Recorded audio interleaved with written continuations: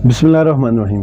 इय्याक नअबुदु व इय्याक नस्तईन। अस्सलाम वालेकुम। आप सब दोस्तों को अपने चैनल अर्ज़ मुक़द्दस पे खुश आमदीद कहता हूँ। आजकल जो हमारे सियासी हालात हैं बहुत अफरा तफरी नज़र आ रही है, लेकिन जो हमारी एक जमात है PMLN, उनका सोशल मीडिया फिर से एक्टिव हो गया। इस बार PMLN ने अपने आखिरी जो पत्ते हैं उनको खेलने की तैयारी शुरू कर दी है। इस बार जो सोशल मीडिया पे इनकी कैंपेन है जिसका भी स्टार्ट है कि इन्होंने इंतहाई भोंडे तरीके से, इंतहाई मक्कारी और चालाकी से जो इस्लामी या दीन की जो चीज़ें उनको इस्तेमाल करना शुरू कर दिया। अब जैसे कल एक पोस्ट नज़रों से गुजरी जिसमें एक बंदे ने कोई कुरानी आयात में इमरान खान का नाम और PTI का इसका नाम फिक्स करके नीचे तर्जमे में लिखा कि इमरान खान फितना है, इस फितने से बचिए।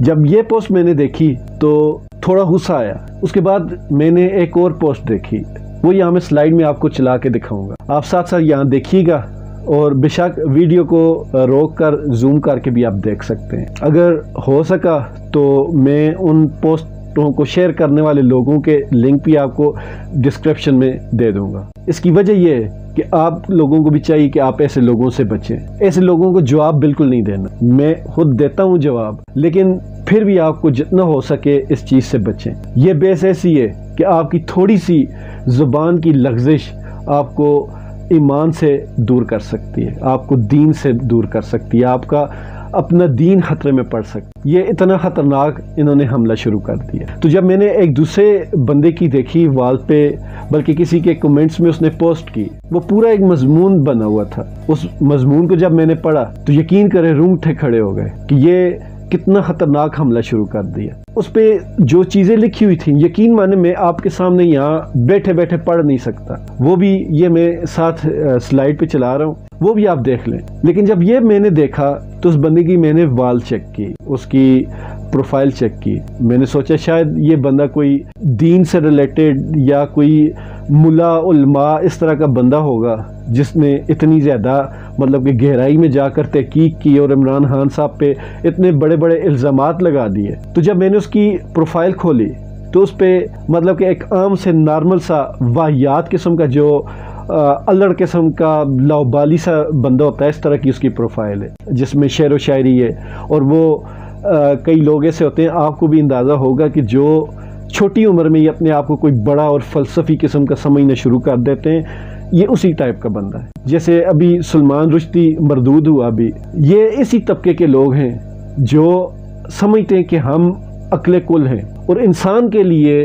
किसी भी इंसान के लिए, बल्कि इंसान छोड़ें, फरिश्ता आप देख लें, इब्लीस, उसके पास कितना इल्म था, कितना उसका बड़ा रुतबा था, फरिश्तों का वो उस्ताद था, फरिश्तों को वो पढ़ाता था। लेकिन जब उसको लगा कि मैं अक्ले कुल हूँ, मैं सबसे ऊंचा हूँ, तो उसमें अकड़ आ गई, गरूर आ गया। उस गरूर ने उसको कहाँ पहुंचा दिया, सारी दुनिया की लानतें उसको पड़ रही। तो ये लोग होते हैं इसी ज़हनियत के। ये बंदा भी मुझे इस तरह का लगा कि ये चीज़ इस बंदे की अपनी इख्तरा नहीं है। वो उस पोस्ट के नीचे लिखा भी हुआ है, किसी और बंदे का नाम लिखा हुआ है, लेकिन उसकी बाकी वाल पे ऐसी कोई चीज़ें नहीं, वो दूसरों की चीज़ें शेयर करता है। अब जिस बंदे की वो पोस्ट है, उस पोस्ट में उसके नीचे उसका नाम भी लिखा हुआ है, वो भी आपको यहाँ मैं जूम करके दिखा रहा हूँ, ये देख लीजिए। तो कहने का मकसद ये है कि जो हमारी ये जमात PMLN है, इसने अब वो वाला हरबा और वो वाला फसाद शुरू कर दिया है कि ये बहुत ज़्यादा तबाही की तरफ जा सकता है। आप इनकी ये बातें देखें, ये इतने फ्रस्ट्रेट हो चुके हैं, ये इतने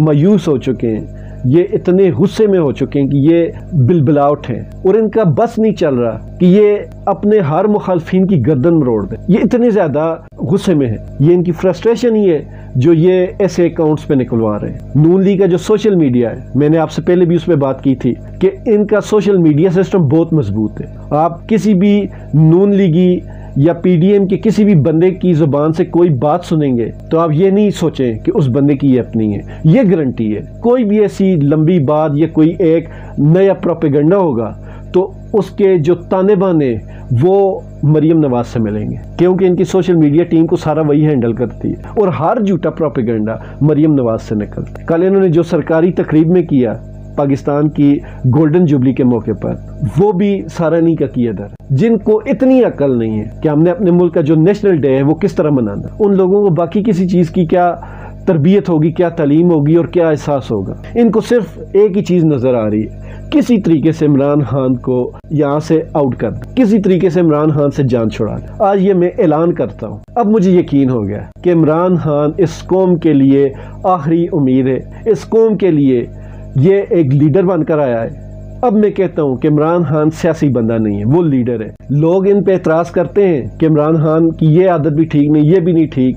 میں سمجھتا ہوں کہ عمران خان کی وہ جتنی بھی عادتیں ان سیاسی لوگوں سے بالکل الگ ہیں، اسی وجہ سے لوگوں کو وہ ہضم نہیں ہوتی۔ یاد ہے عمران خان جب ایسے ٹی شرٹ میں بیٹھ کر قوم سے خطاب کیا تھا وزیر اعظم ہوتے ہوئے، تو ان سب لوگوں نے یہ وویلا مچایا تھا کہ ایک وزیر اعظم کو یہ زیب نہیں دیتا کہ ایسے کیجول سے ڈریس میں آ کر قوم سے خطاب کرے۔ کیوں؟ ان کا کنسیپٹ یہ ہے کہ آپ بالکل بابو بن کر شیروانی پہن کر آرام سے عزت سے خطاب کریں، چاہے آپ کے الفاظ کچھ بھی ہوں، آپ کے دل میں کچھ ہو، آپ کے دماغ میں کچھ ہو، لیکن آپ کو نظر صحیح آنا چاہیے۔ یہ انہوں نے نہیں سوچا کہ اس دن اس خطاب میں عمران خان نے اپنے قوم سے کیا باتیں کی تھی۔ حالانکہ اہمیت باتوں کی ہونی چاہیے، شکل کی یا رکھ رکھاؤ کی، پہناوے کی نہیں ہونی چاہیے۔ لیکن کیا کریں، ہم ان لوگوں کے نیچے پھنس چکے ہیں جو ذہنی طور پر غلام ہیں۔ یہ جتنی عادتیں ہیں یہ غلاموں کی ہوتی ہیں۔ یہ جو غلام طبقہ ہوتا ہے یہی اپنے رکھ رکھاؤ پر، اپنے ظاہری پہناوے پر فوکس کرتا ہے، اندر کیا ہے، دماغ میں کیا ہے، ان چیزوں پہ اس کا فوکس نہیں ہوتا۔ آپ کسی بھی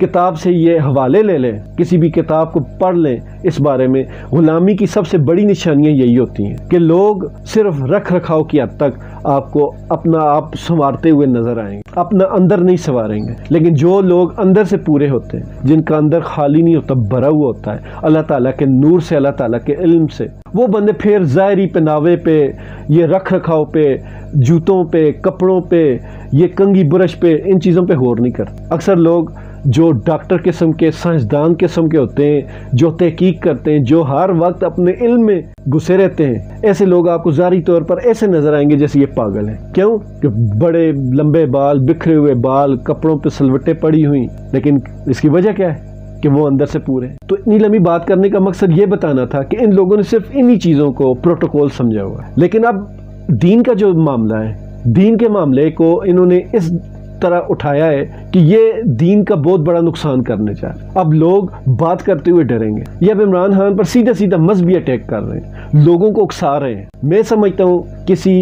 ادارے کے لوگوں کو اکسانا اتنا بڑا جرم نہیں، جرم ہے اتنا بڑا نہیں جب آپ کسی پوری قوم کو اکسا رہے ہو غلط کام پر۔ آپ کسی قوم میں، کسی ملک میں فساد پھیلانا چاہتے ہو، یہ اس ادارے کی بدنامی سے بھی زیادہ بڑا جرم ہے۔ تو میں اپنے اداروں سے یہ پوچھنا چاہوں گا کہ یہ جو چیزیں مواد پھیلایا جا رہا ہے، یہ آپ بھی مانتے ہیں کہ جب ڈان لیکس ہوا تھا اس کے پیچھے کس کا ہاتھ تھا؟ اور یہ بھی سیم وہی کہانی اور چکر چل رہا ہے۔ تو اگر آپ کو اپنی عزت کی اتنی پرواہ ہے تو اس ملک کی عزت کی پرواہ آپ کب کریں گے؟ میں یہ نہیں کہتا کہ آپ کا احترام نہیں ہونا چاہیے، آپ کا بھی احترام ہونا چاہیے، لیکن میں سمجھتا ہوں کہ ایک انسان کی ویلیو کسی بھی ادارے اور کسی بھی بلڈنگ سے، کسی بھی سرکاری عمارت سے زیادہ ہوتی ہے۔ اور ان سرکاری اداروں اور محکموں میں لوگ یہیں سے آتے ہیں جن کو یہ لوگ ذہنی طور پر بانجھ بنا رہے ہیں۔ اگر آپ نے ان کو نہیں روکا تو پھر کل یہیں سے اٹھ کر لوگ آپ کے اداروں میں آئیں گے، پھر آپ کے اداروں کو خراب کیا جائے گا، جو کہ میں سمجھتا ہوں کہ پوری تیاری کر چکے ہیں۔ یہ